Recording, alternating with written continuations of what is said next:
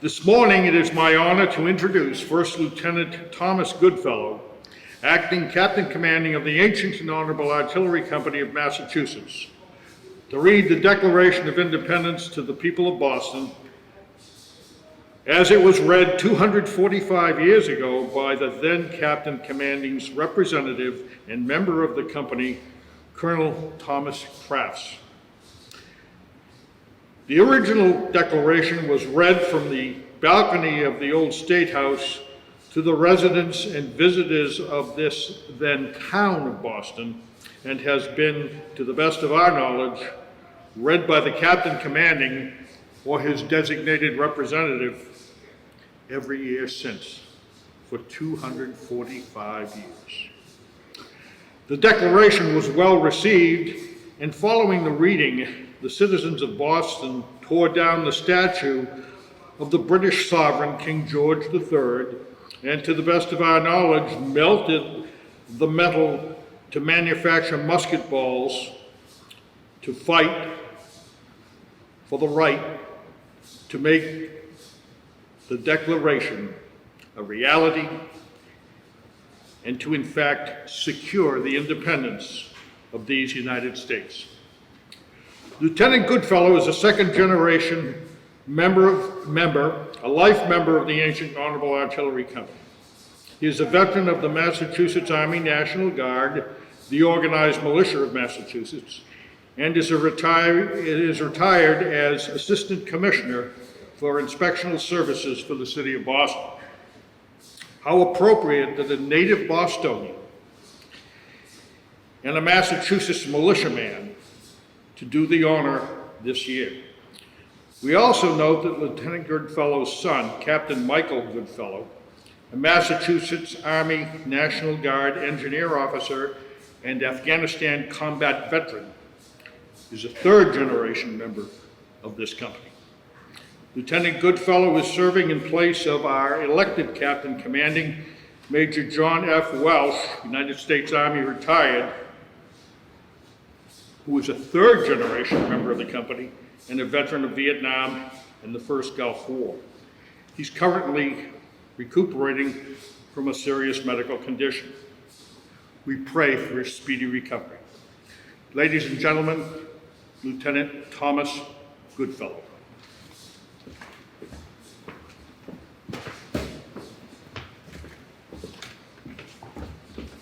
When in the course of human events, it becomes necessary for one people to dissolve the political bands which have connected them with another, and to assume among the powers of the earth the separate and equal station to which the laws of nature and of nature's God entitle them, a decent respect to the opinions of mankind requires that they should declare the causes which impel them to the separation.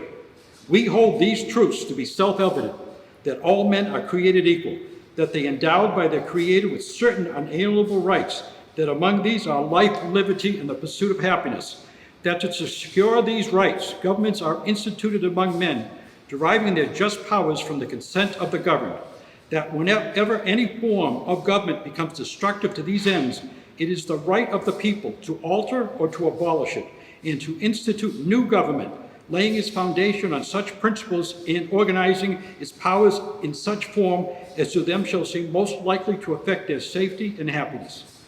Prudence indeed will dictate that governments long established should not be changed for light and transient causes, and accordingly all experience hath shewn that mankind are more disposed to suffer while evils are sufferable than to right themselves by abolishing the forms to which they are accustomed.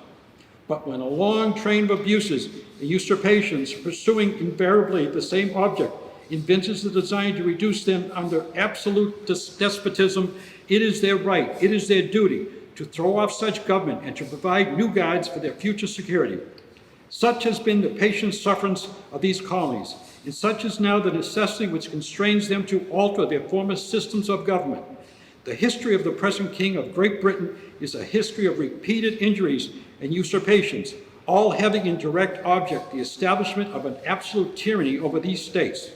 To prove this, let facts be submitted to a candid world. He has refused his assent to laws, the most wholesome and necessary for the public good.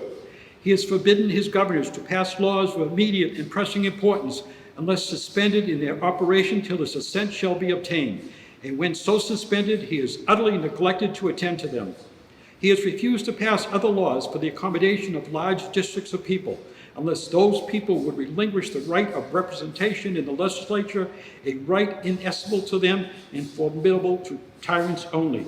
He has called together legislative bodies at places unusual, uncomfortable, and distant from the depository of their public records, for the sole purpose of fatiguing them into compliance with his measures.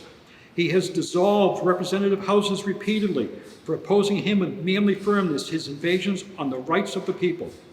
He has refused for a long time after such dissolutions to cause others to be elected, whereby the legislative powers, incapable of annihilation, have returned to the people at large for their exercise, the state remaining in the meantime exposed to all the dangers of invasion from without and convulsions within. He has endeavored to prevent the population of these states for that purpose, obstructing the laws for naturalization of foreigners, refusing to pass others to encourage their migration hither, and raising the conditions of new appropriations of lands. He has obstructed the administration of justice by refusing his assent to laws establishing judiciary powers. He has made judges dependent on his will alone for the tenure of their offices and the amount and payment of their salaries. He has erected a multitude of new offices and sent hither swarms of officers to harass our people and eat out their substance. He has kept among us, in times of peace, standing armies without the consent of our legislatures. He has affected to render the military independent of and superior to civil power.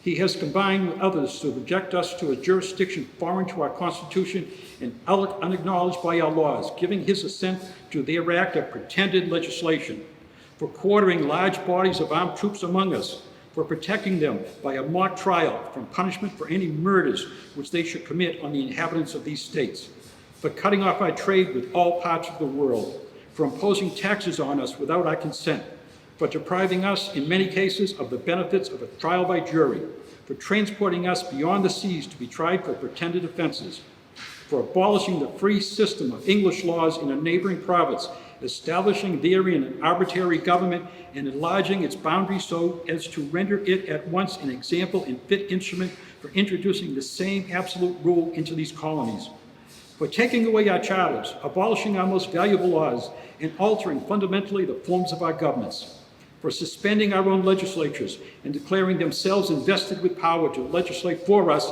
in all cases whatsoever. He has abdicated government here by declaring us out of his protection and waging war against us. He has plundered our seas, ravaged our coasts, burnt our towns, and destroyed the lives of our people. He is at this time transporting large armies of foreign mercenaries to complete the works of death, desolation, and tyranny, already begun with circumstances of cruelty and perfidy scarcely paralleled in the most barbarous ages, and totally unworthy the head of a civilized nation. He has constrained our fellow citizens taken captive on the high seas to bear arms against their country and to become the executioners of their friends and brethren, all to fall themselves by their hands. He has excited domestic insurrections amongst us and has endeavored to bring on the inhabitants of our frontiers the merciless Indian savages whose known rule of warfare is an undistinguished destruction of all ages, sexes, and conditions. In every stage of these oppressions, we have petitioned for redress in the most humble terms. Our repeated petitions have been answered only by repeated injury. A prince whose character is thus marked by every act which may define a tyrant is unfit to be the ruler of a free people. Nor have we been wanting in attentions to our British brethren. We have warned them from time to time of attempts by their legislature to extend an unwarranted jurisdiction over us. We have reminded them of the circumstances of our immigration and settlement here. We have appealed to their native justice and magnanimity. We have conjured them by the ties of our common kindred and disavowed those usurpations which would inevitably interrupt our connections and correspondence. They, too, have been deaf to the voice of justice and consanguinity. We must therefore acquiesce in the necessity which denounces our separation and hold them as we hold the rest of mankind, enemies in war and peace friends. We, therefore, the representatives of the United States of America in General Congress, assembled, appealing to the Supreme Judge of the world for the rectitude of our intentions, do, in the name and by authority of the good people of these colonies, solemnly publish and declare that these united colonies are, and of right ought to be, free and independent states, that they are absolved from all allegiance to the British Crown, and that all political connection between them and the state of Great Britain is and ought to be totally dissolved, and that as free and independent states, they have full power to levy war, conclude peace, contract alliances, establish commerce, and to do all other acts and things which independent states may of right do. And for the support of this declaration, with a firm reliance on the protection of divine providence, we mutually pledge to each other our lives, our fortunes, and our sacred honor. God bless America.